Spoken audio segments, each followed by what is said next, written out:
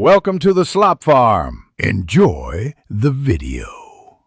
You start by duplicating the photo so you never lose the original, then open the copy in a capable editor. Use a soft selection or lasso around the printed words and choose content-aware fill or inpainting. This replaces pixels based on surrounding texture.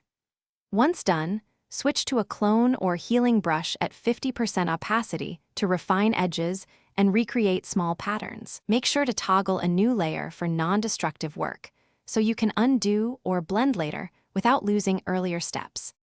You now refine the filled area by rebuilding structure and texture. Sample nearby clean areas with the clone tool and paint in short strokes, changing brush size to follow lines and curves. Once you've reconstructed shapes, apply subtle color correction and add matching film grain or noise to blend with the background. This prevents a patched look. Make sure to alternate between 50% and 100% zoom to check both detail and overall integration, so the result looks natural from all distances. You finish by creating a merged copy of visible layers and comparing it to the original to spot artifacts.